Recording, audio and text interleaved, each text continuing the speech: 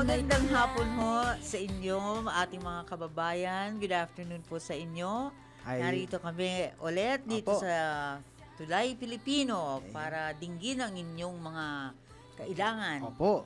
Yes, Sa hi. public service tayo. Yes, hi Ayan. Angelo. Ayun, hello po ma'am, Miss Tony. At isang kahapon ma'am, mission successful tayo kahapon, na mission accomplished tayo dahil na-interview natin ang mula sa Rotary Club of Makati sa McKinley chapter at Yes. sa PCSO. PCSO, About sa yes. Oo. So doon natutunan natin na may mga tinutulungan silang mga estudyante na may problema sa paningin o mga bulag. Yes, Institute for the Blind, Ayun. School for the Blind. So nakakatuwa at merong mapupunta na yung ating mga kababayan na lalo na yung mga kabataan na kailangan ng tulong. Yes. May mga kapansanan po. Ayun. Yes, Angelo. Ayun. Ngayon, meron na naman tayo mga kasama. Opo, Naku, opo. Isang naku. Pero bago ang lahat yan, Miss Tony, ay magpasok po muna tayo ng isang balita. Kasi meron tayong balita dito, Miss Tony, na ng Manila LGU ay tuloy-tuloy sa kanilang paglilinis sa mga estero, sa mga drainage para nga naman maiwasan yung pagbara ng mga kanal. Yes. At soon, pagpapasok na, siyempre, ng tag-ulan. Opo, nako. Oo, yung pagbabara. Oo. Oo, talagang lahat apektado, ano. Oo. Kaya mahalaga na hindi lang alagaan din natin yung ating kapaligiran. Correct. Dahil yung basurang itinatapon natin sa kung saan-saan ay sa atin din bumabalik. 'Di ba, Miss Tony? What comes around goes around. Oo Sa po, di lahat, ba? di ba? Pagka may mga bagyo nga naman, di ba, nakikita, na-experience natin, lahat tayo apektado ng baha. Totoo yun. Ang hirap pa sa baha. Naku, ang dami pwede makuhang sakit. Naku, diba? Miss Tony, tunay. Leptospirosis. Oo. At saka yung mga may diabetic na may mga open na sugat. Naku po, huwag naman sana. Kaya tulungan po natin ang ating mga sarili at ating mga kababayan, di ba? Para maging malusog at Opo. maayos ang ating kapaligiran. Ayun, tama po, Miss Tony. At ito na nga, Miss Tony, ang ating report tungkol dyan sa ating sa mga paglilinis ng mga kanal sa Tondo ay patuloy po na isinasagawa ng Manila LGU. Narito po ang ating The Better News. Balitang mas maganda pa sa good news. DWIZ, The Better News. Patuloy ang paglilinis at pagtatanggal ng mga basurang nakabara sa mga kanal sa Road 7 Tondo, Maynila na isinagawa ng mga kawani ng Department of Engineering and Public Works. Layunin ng hakbang na ito na mapanatili ang maayos na daloy ng tubig sa mga drainage system, lalo na sa mga lugar na madaling bahain kapag may malakas na ulan. Ayon sa pamahalaang lungsod, bahagi ito ng patuloy na kampanya upang mapanatiling malinis ang kapaligiran at maiwasan ang pagbaha na maaari magdulot ng panganib at abala sa mga residente. Hinikayat din ang publiko na makiisa sa pagpapanatili ng kalinisan sa pamamagitan ng tamang pagtatapon ng basura upang hindi ito mapunta sa mga kanal at daluyan ng tubig.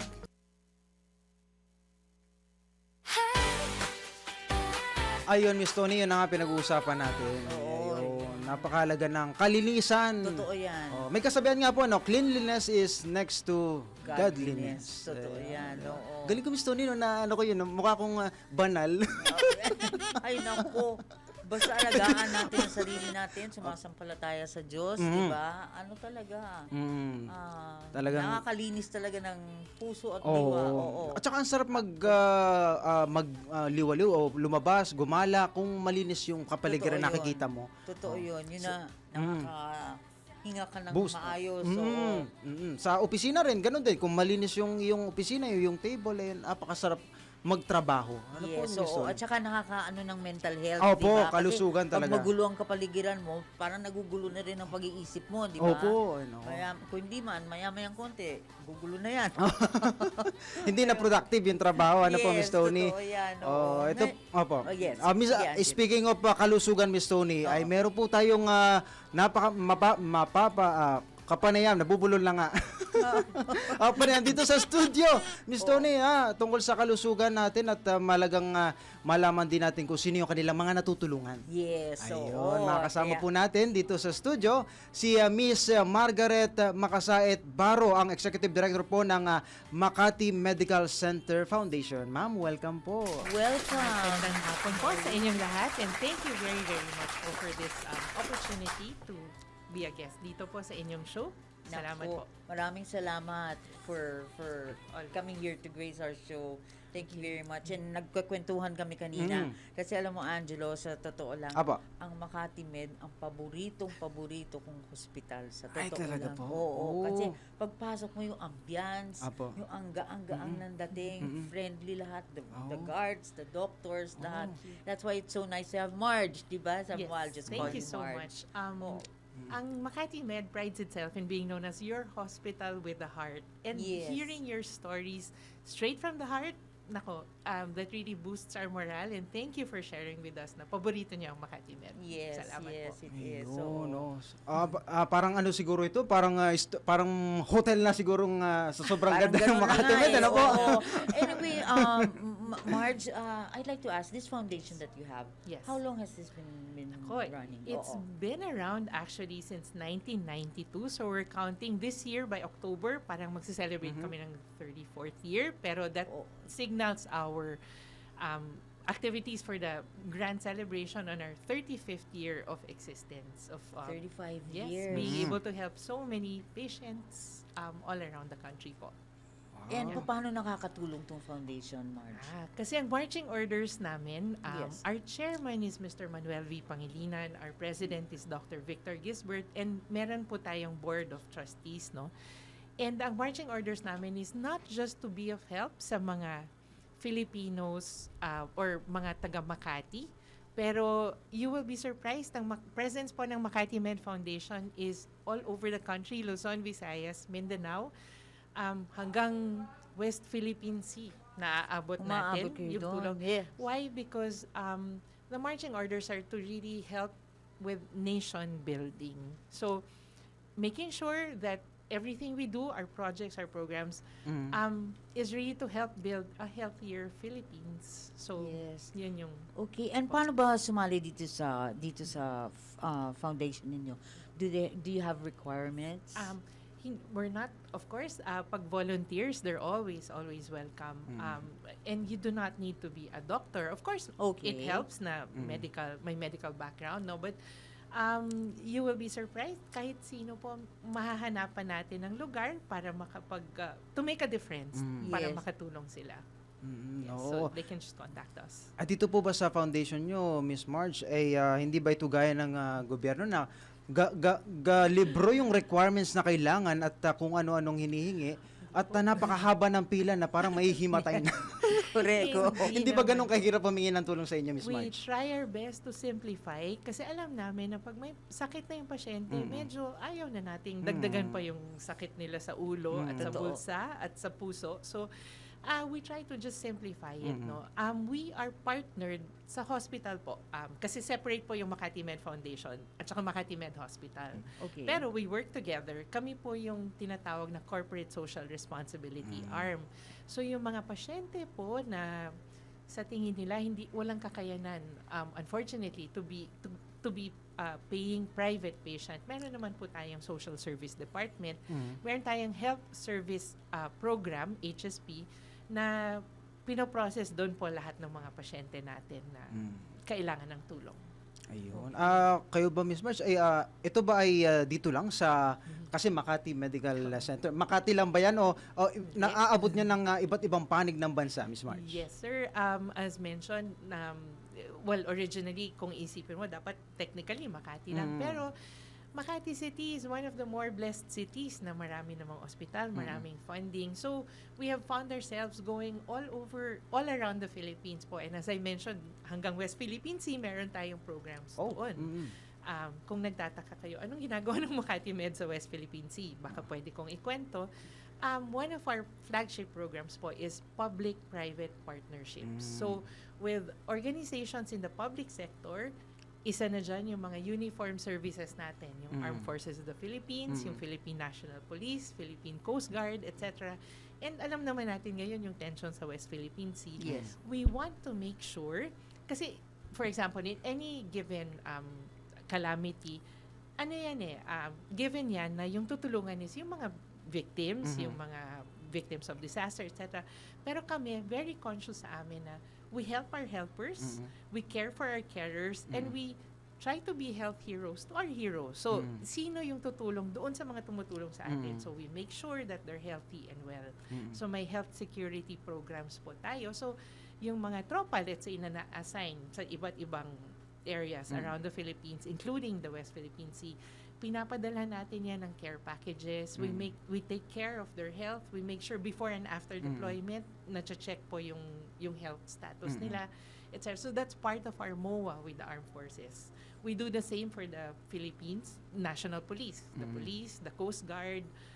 Soon, hopefully, yung mga jail wardens, Bureau of Jail, Bureau of Fire Protection. So, isa po yan sa mga programa natin. So may mga doktor po ang Makati Med na sila na mismo pumupunta sa mga kababayan natin. Opo, actually, in the making pa rin po na maging reservist rin itong mga doktor na to. Kasi ginagawa nila yung duties, kulang na lang yung requirements na to wear the uniform, Opo. etc. So again, there's a certain aspect of nationalism, pride, patriotism, pride in being a Filipino. So ganun po Yes. kami sa Makati Med Foundation. Okay, now we have a question from Marlene of Pasig City. Ano raw po ang mga requirements para makalapit sa inyong foundation? Yun. Iko-contact lang kami, no? Later on, maybe we can give you the Apo. contact details, no? But Yes. basically, of course, may proof, may certain proof of indigency, may mga paperwork, and may interviews rin po dyan with some of our social workers para mabilang doon sa tinatawag nating HSP or Health Service Program. Pero wag po kayong mag-alala, hindi naman po kasing grabe yung requirements are very, very doable naman po.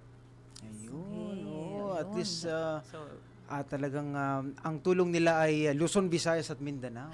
Oo, totoo yan. Meron Hindi pang, yes, hindi yes. natin masyadong ina-announce, pero ngayon naka-announce na. No? Pero kasi syempre baka, di ba, of course we work with very limited resources. Apo. But by God's grace, we were just discussing it. Kahit paano, the blessings also, come down on Makati Med, and we're able to continue to help more people. Ayun. Yes, naku, ang daming tumatawag, ang daming nagtatanong. Oo nga po eh. Oo, tungkol, gumagawa raw ba kayo ng community service? Yun. Oh, yes. Yun. Oo, And- dyan, yes ma'am, dyan papasok po yung mga tinatawag nating medical surgical missions. In a month, minsan umaabot ng 2-3 tong mga missions na to. 2 categories po siya. May minor surgeries and may major surgeries.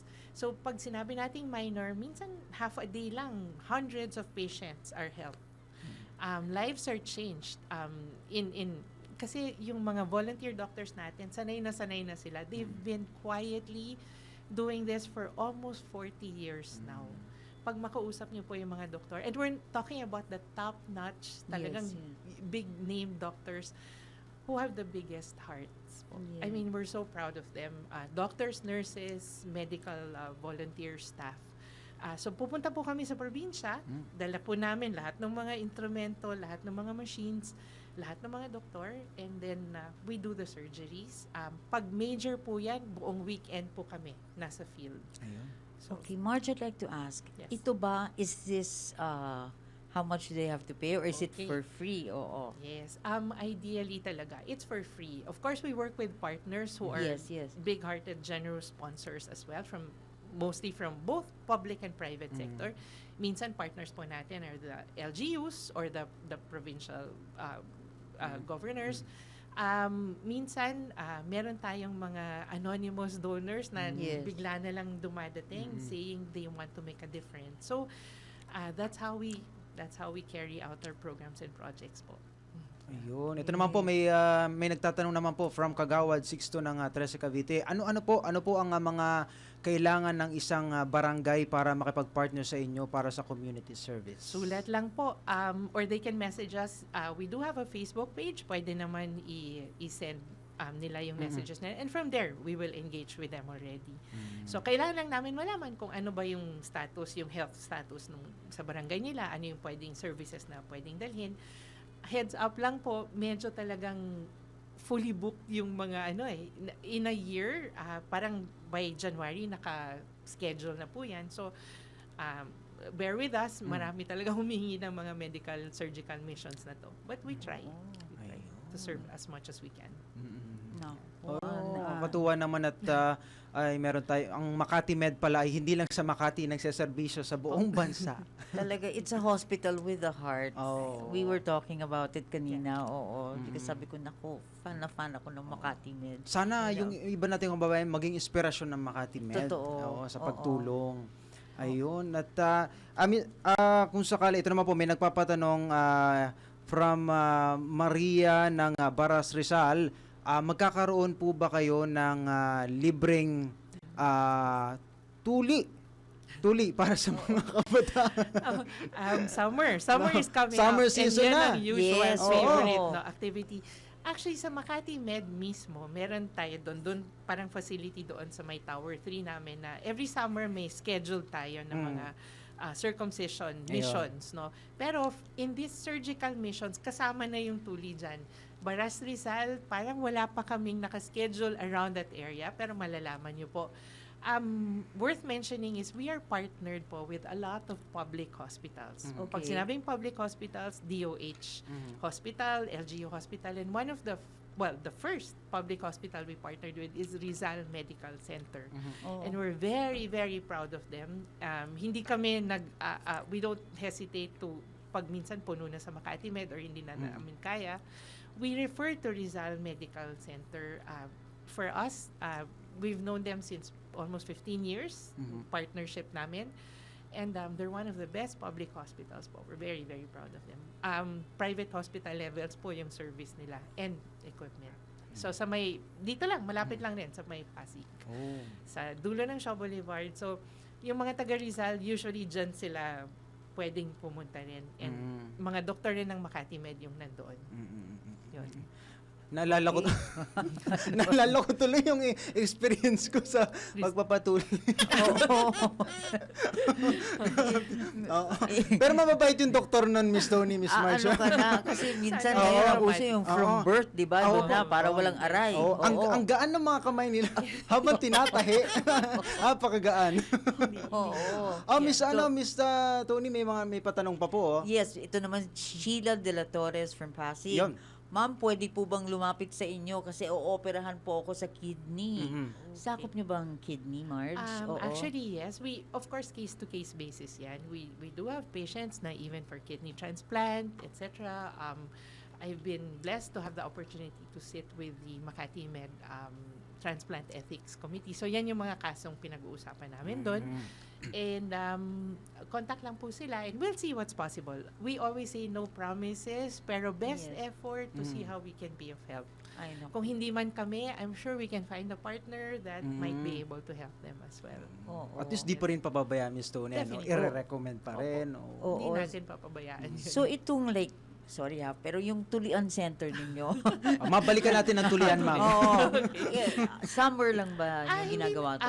kasi yun yung time na yung mga bata walang Bakasyon. diba? Yes, Nakabakasyon. yes, Kasi right, it takes a oo. bit of few days for recovery, Oo. etc. Pero every mission na meron kami, may mga bata na talagang nagpapatuloy rin. So, but you will know pagka naka-open na ulit yung yung circumcision missions. Yun yung tawag eh. Naku, Para, kaya yung mga anak ko, summer. pinatuli ko na from Agad. birth. Oo, Para para hindi walang na- aray. Oo. Correct. Hindi na sila Oh, makaka-complain, yes, diba? oo, because Yeah. yung ibang Mas maganda po ba yun pagka... Actually.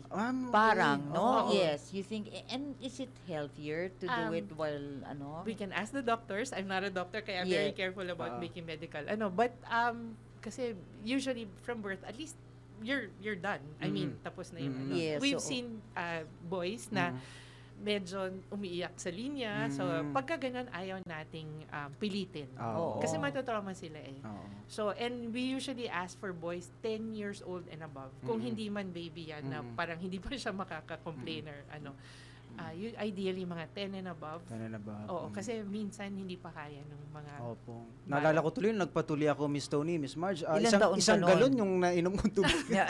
Ilang taon ka nun? Mga grade 3 po ako nun. Siguro So, mga... mga 8, nasa 8. Opo, mga ganun po eh. Oo. Kaya na yun. Kaya na. Oo, kasi yung mga pinsan ko, nagpalda pa yun after Opo. the cutting off. Tapos Oo. halos mawala po yung sa kamay nung tatay ko kasi kinagat ko talaga. Walang anesthesia yun? Meron naman po, meron naman. Ayun. Ayun. These days kasi, marami na rin mga programs like child life programs. So may mga trainings rin how to deal with the children. May partners rin tayo na nagbibigay ng mga laruan, mga ganon. So it helps somehow. Yes, so may isa pa tayong question Ayun, from sige, ma'am. Alex naman ng Cubao. May limit po ba ang pagdating sa gastusin ng medical kung hihingi ng tulong sa inyo? Sa inyo po. Unfortunately, kasi we work with, lahat naman tayo, very limited yung resources, especially as a foundation, no? Hindi naman kasi kami business na meron pinagkakakitaan. So, a lot of it are donations. So, definitely may limit. Pero ang kagandahan po is may partnerships po tayo. For instance, with DSWD, meron na rin PhilHealth, napakaganda yung mga programa Yes. na nako-cover ng PhilHealth. So, matutulungan rin po yung mga pasyente how to access all of these additional funds para meron kahit paano mabuo rin yung babayaran. Ayun. Yes. Yung mga gusto makipag-partner na private sector, mga government agencies Oo. sa Yes po. Makati Medical Center, We're marami pong natutulungan ang hospital na Definitely ito. po. Oo. And Marge, where can they contact you? Yes. So, we normally sa trunk line, which is 5888888999, Yes. and then local 3100. Meron din po tayong email address, makatimedfoundation@gmail.com. So, dire-diretso lang, makatimedfoundation@gmail.com.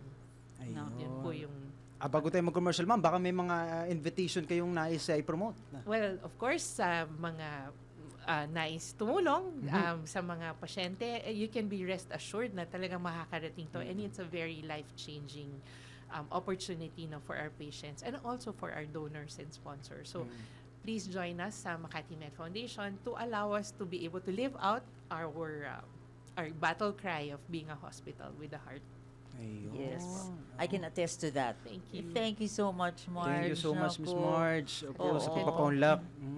And I'm sure marami pa kayong matutulungan. Actually, she was inviting me Yes, sa to join us sa to mission. join, oo, Opo. sa mission. Ayun, maganda yun. Oo. Meron din tayo sa March, it's Women's Month. So Yes, meron yes. kaming Sakto. mga Women's Month projects rin with the female warriors of the AFP, the uniform services. So may mga lectures for them, may mga activities, etc. So marami pong nangyayari sa Makati Med Foundation. Ayun. Lalo sa babae rin. Ako, Opo, maraming ngayon, Women's Month, sakto. Oo, maraming mga nangyayari sa mga katawan namin. Yes. Oo po Pag eh. oo. Also for mental health, kasi syempre we do a holistic approach to Yes. keeping people healthy. So including mental health patients. Oo, yung mga kabataan, ma'am, kailangan yan, mental health. Naku, Sobra. silang prone Sobra. sa mga ganyang Yes, condition. definitely. Yes po. Okay, mabalik tayo sa women.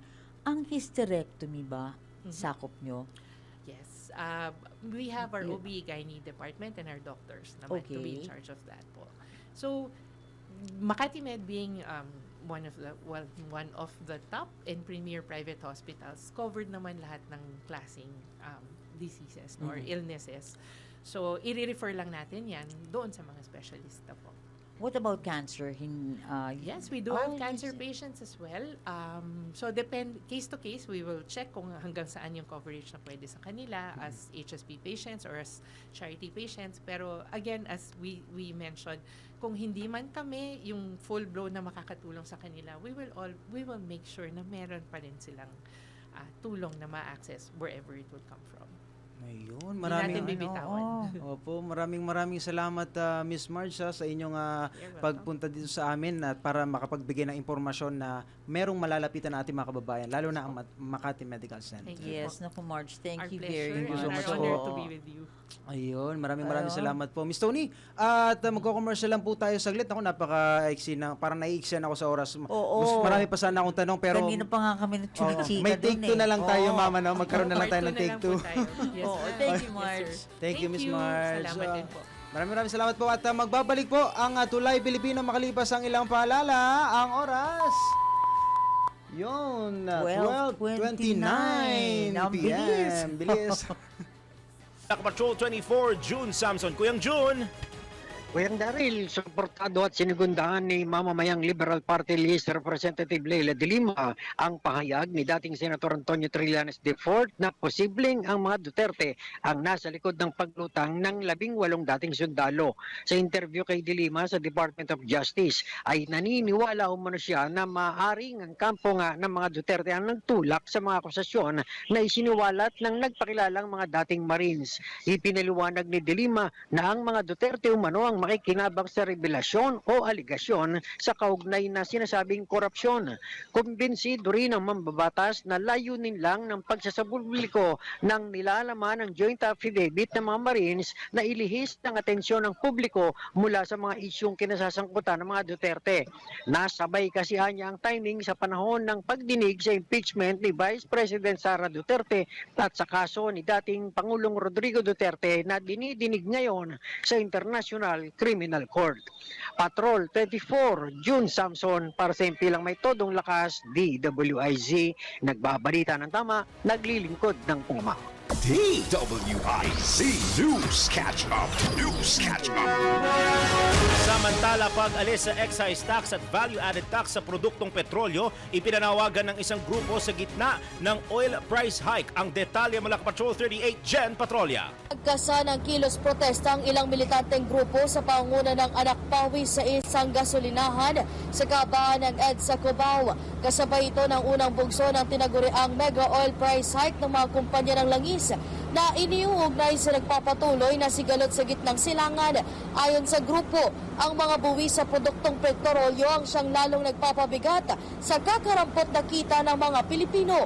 Iginiit din nila na kinakailangang ibasura ang Oil Deregulation Law upang mapigilan umano ang manipulasyon ng mga kartel sa presyo ng langis. Sa kanilang isinasagawang pagsiyasat, sinabi ng grupo na halos 19 pesos ang itinaas ang presyo ng gasolina noong 2025. Ikwento ni Romela Romulo, pangalawang pangulo ng pamalakaya, na malaki ang epekto ng pagsirit ng presyo ng langis sa kanilang kabuhayan.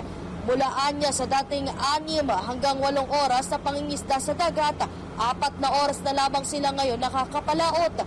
Dagdag pa niya, umaabot na sa halos 80% ng kanilang kinikita ang napupunta lamang sa pagpapagasolina ng kanilang bangka. Bukod dito, nanawagan din ng grupo na ibaba ang presyo ng mga pangunahing bilihin na kabilang sa mga sektor na apektado ng pagtaas ng presyo ng langis at itaas ang sahod ng mga manggagawa. Ako si Patrol 38, Jen Patrolya, nag-uulat sa himpilang may todong lakas ni WIZ, nagbabalita ng tama, naglilingkod ng tama. DWIZ News Catch Up. News Catch Up.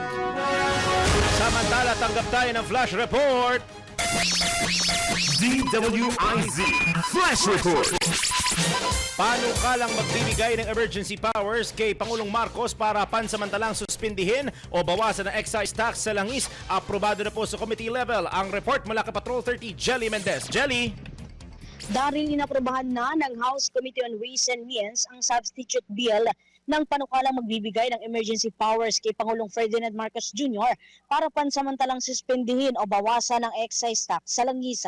Kasunod dito ng inihaing motion ni Manila Representative Rolando Valeriano sa gitna ng pagdinig ng komite na pinamumunuan ni Marikina 2nd District Representative Nero Kimbo para aprobahan ang unnumbered substitute bill.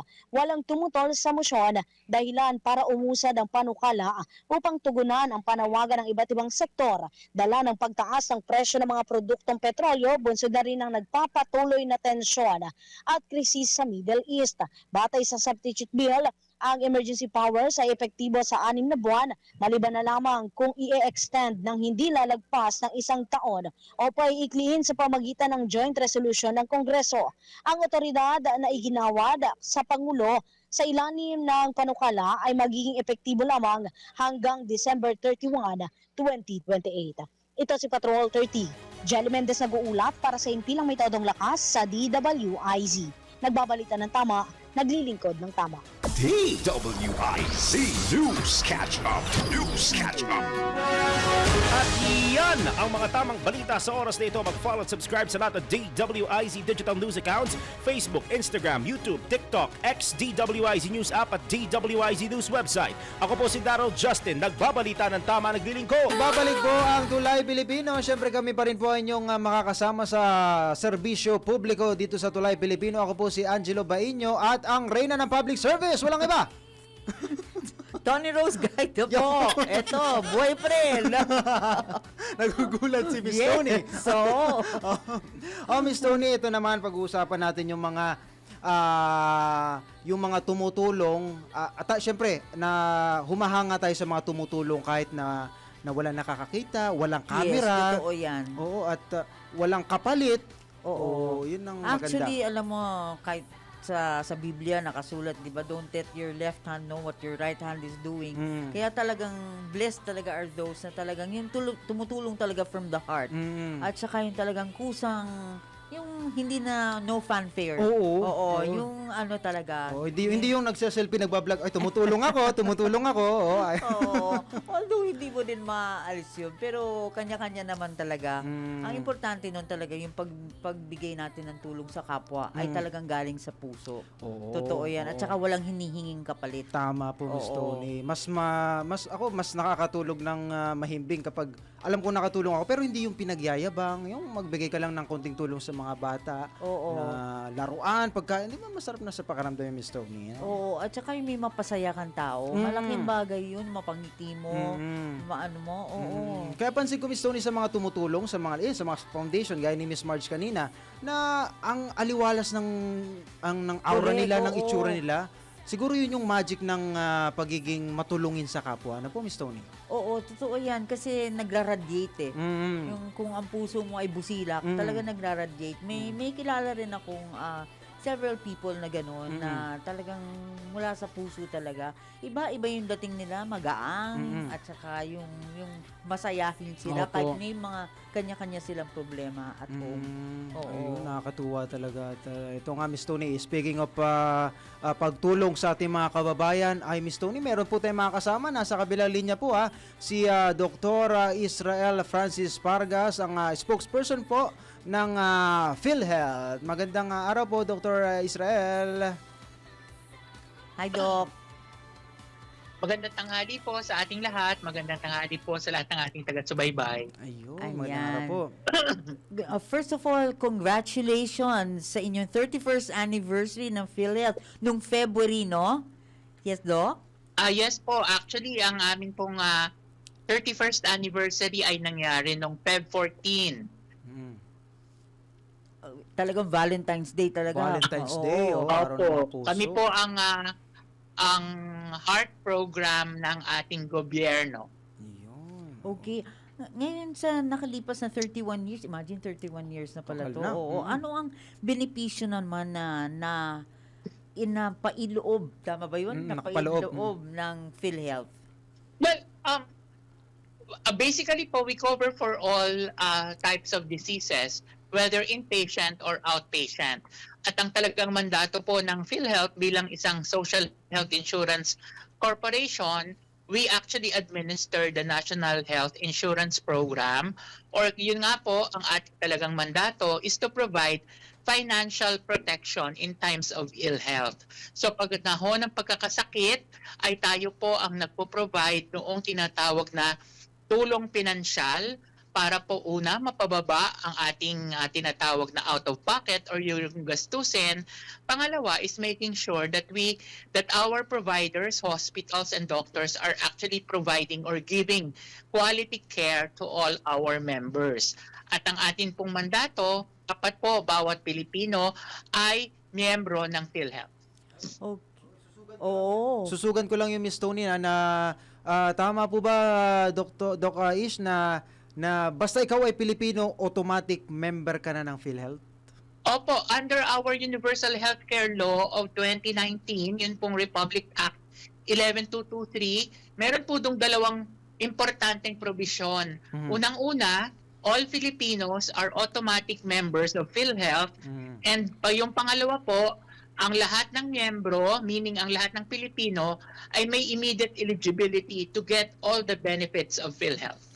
Ayun. Ayun. Ngayon, Doc Ish, may nakikita ako ngayon yung PhilHealth Yakap.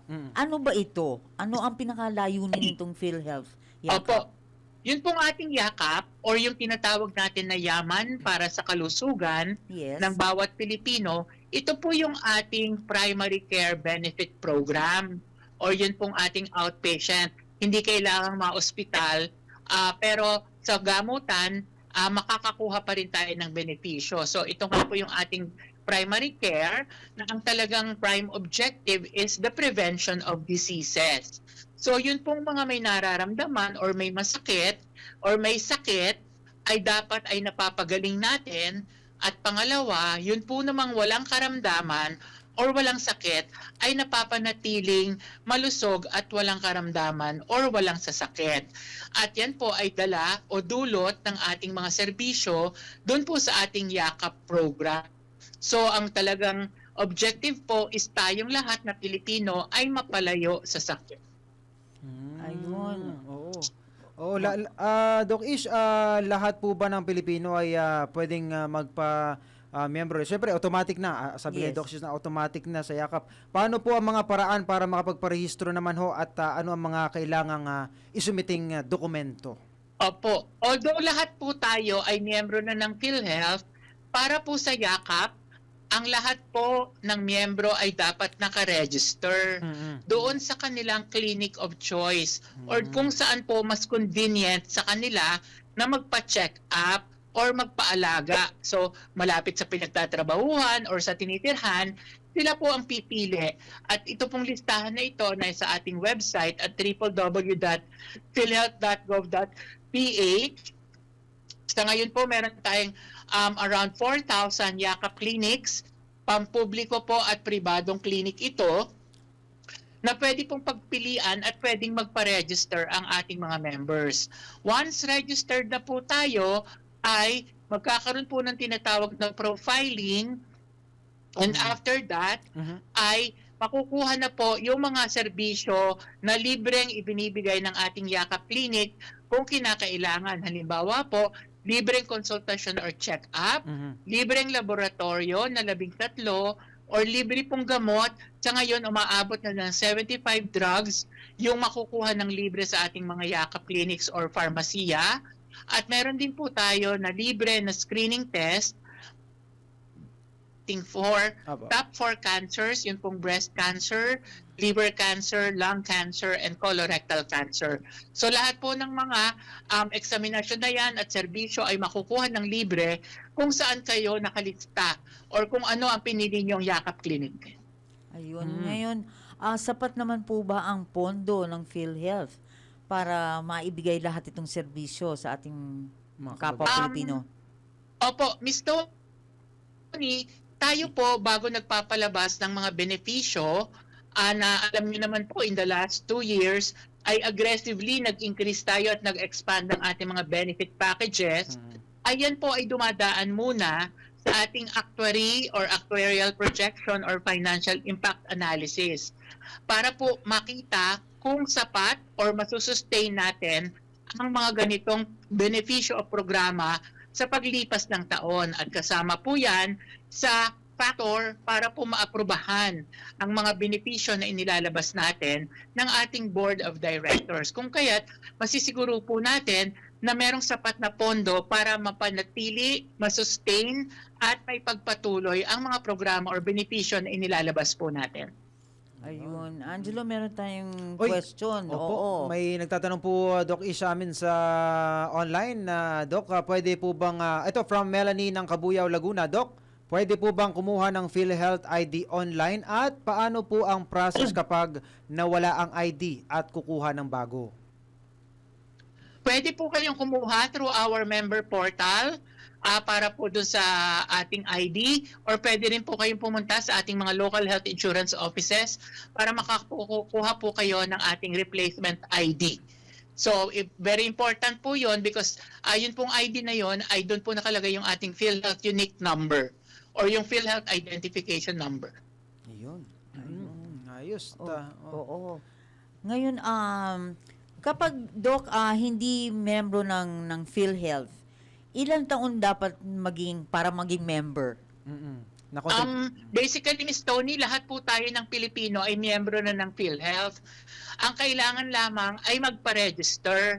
Kailangan po kasi kayo ay nasa database natin para kung kakailanganin po ninyo ang PhilHealth, wala na po tayong mga isasubmit pang dokumento. Kung meron na kayo ng tinatawag na PhilHealth ID, number, yun lang po yung kinakailangan. So, ayon sa batas po, lahat ng Pilipino ay miyembro, but may responsibilidad tayo mag-register. ayun, Doc Ish, kayo po ba hindi napapagod sa pagtulong sa ating mga kababayan? Milyon-milyon kaming sinaserbisyuhan nyo sa PhilHealth. Kayo ba sa kumukuha ng lakas na loob para ipagpatuloy itong inyong misyon para sa amin? Well, unang-una po, ayan ay ang ating trabaho. Yan po ang ating mandato. Pangalawa po ay siguro po ay likas na rin. Likas naman po sa bawat Pilipino ang talagang maging matulungin at maging seryoso at tapat sa ating mga tungkulin. Kung kaya kami po bilang empleyado ng PhilHealth ay talaga pong tapat at patuloy na magbibigay ng ating serbisyo. Pangatlo po ay tayo ay tinatawag na public servant. So lahat po kami ay na empleyado ng PhilHealth bilang isang public servant ay kailangan na patuloy na nagbibigay ng maayos na serbisyo. Kahit pagod na, kailangang nakangiti pa, bawal po ang nakasimangot, at bawal din po ang tinatawag natin na hindi magandang pakikitungo sa mga ating mga miyembro. Pang-apat po ay siguro ay dahil na rin po sa tulong na naibibigay ng ating korporasyon na nagsisilbi itong inspirasyon para patuloy pa po nating ayusin ang ating mga serbisyo. Ayun. Yan ang yakap ng PhilHealth. Yakap ng PhilHealth. Correct. Oo. Ngayon, Doc, meron po tayong isang katanungan dito from Ismael ng Parañaque. Doc, may PhilHealth rep po ba kayo sa bawat LGU para madaling lumapit kung kailangan? Representative.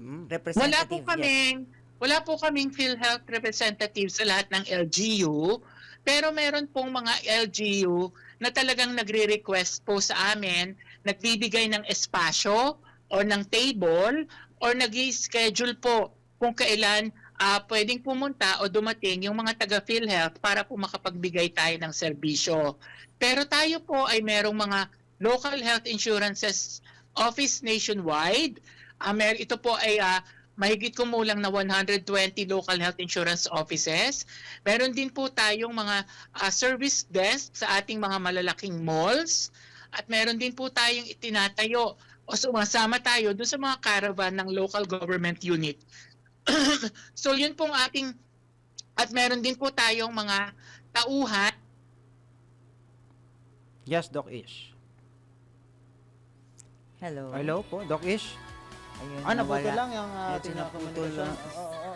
Medyo nagka-problema lang po sa ating signal. Alam niyo naman po dito sa Pilipinas, napakalakas ng internet. Correct. Napakalakas ng signal dito, Miss Tony.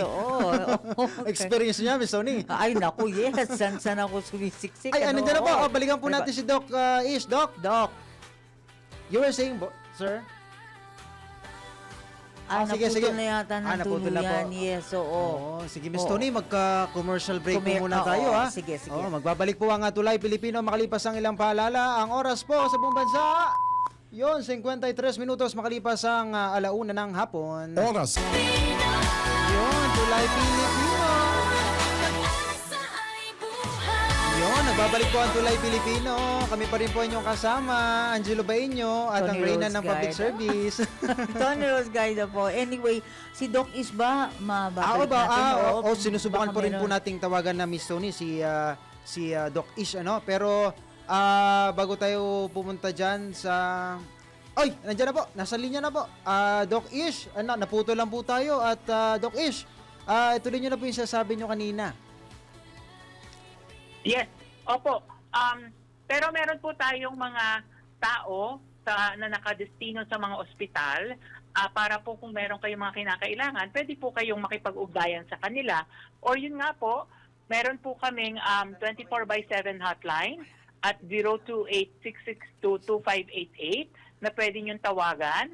Or pwede po kayong mag-email at our action center at philhealth.gov.ph or sa ating pong mga social media sites like sa PhilHealth, sa sa Facebook, sa Twitter or X. Ganon din po ay sa ating mga iba pa pong social media sites na makikita po ninyo. Ayun. Ayun, So doon lang po, yung may mga concern po sa PhilHealth, tumawag lang po mag-message sa kanilang Facebook page, official Facebook page, at sa kanilang mga telepono o telephone number. Yes. Ano po? So, Doc, pwede bang paulit lang ng number ninyo? Apo, Para in case na Ah. hindi na napakinggan ng ating mga taga-subaybay. Opo, meron po kaming Action Center at ito po ay 24/7 service. Tawagan nyo po ang 028-622-2588. Yan. At meron pong sasagot sa inyo 24/7 or mag-email po tayo sa actioncenter@philhealth.gov.ph. Ayun. Maraming salamat, Doc. Maraming salamat po, Oo. Doc, sa inyong pagpapaunlak sa amin dito sa Tulay Pilipino sa DWIC. Yan po si Marami Dr. rin pong salamat. Yes. Magandang hapon. Dr. Israel Francis Pargas. Yun, ang Oo, spokesperson po ng PhilHealth. Okay. Yakap ng PhilHealth. Lalamig ako, Miss Tony. Kailangan ko ng yakap. Oh, Maya-maya ko. Apo, may konti, ma'am. Ano? Magyakapan na lang tayo. Oo. Konti na lang kasi ang kamay ko naninigas na. Tulungan tayo. Oh, alam mo, mahal na mahal tayo ng kumpanya kasi ang aircon natin dito, ma'am, ay lamig. Oo, talaga. Sana all. Kahit saan ka pumunta talaga. Oo, pangkarne. Ayan. Anyway, nako Angelo, maraming salamat sa iyo. Ay, maraming salamat po. Araw ang naitawid natin. Yes, Oo. madam. Oo. Pangalawang araw ng ating bagong programa, Yan, Tulay Pilipino. Yes, at sa mga nanonood ho, nakikinig sa amin, nagsusubaybay, nakikiisa. Nako, maraming salamat. Maraming salamat po. At Miss Tony, bago tayo magtapos, ay meron lang po tayong message mula sa aming boss, sa ating boss, si Boss D. Edgard A. Cabangon. Another great reminder, you cannot erase the past. You must let it go. You cannot change yesterday. You must learn the lessons. You cannot stop time. You have to abide by its demands. You cannot predict tomorrow. Just allow God to take control. Let love, trust, faith, and hope be the answer to the mysteries of life. Think good, think God, thank God. Yan po, have a great day ahead.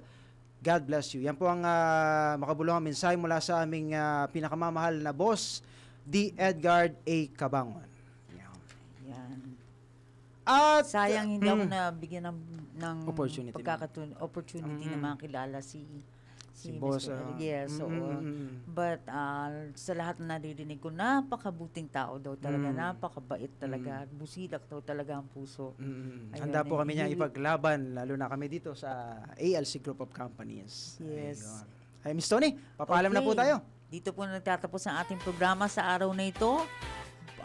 Maraming salamat sa inyong pakikinig, panonood at pagtutok dito sa aming show at sana po tuloy-tuloy po tayo dahil Monday to Friday po tayo 1:00 hanggang 2:00 ng hapon. Ayun. Angelo, salamat din Maraming sa salamat po. pag-iisa sa akin. Oo. Opo. Maraming Ayan. salamat po at isang karangalan po makasama ang isang Tony Rose Guide sa programang Tulay Pilipino. Okay. Ayun. Maraming salamat po. Muli kami po ang inyong nakasama sa programang Tulay Pilipino. Angelo Bainyo. Tony Rose Guide po. Hanggang sa susunod na araw po, hanggang sa susunod. Bukas po ulit. Kita-kita Yes, tayo ulit. oo, Na alauna. panibagong serbisyo publiko ulit tayo, Miss Tony. Ano? Okay. Thank you, Angelo. Thank you po, Miss Tony. Have a nice day. Have a nice day Okay. po. Bye-bye po, mga kababayan. Bye-bye. Kasama ang bagong reyna na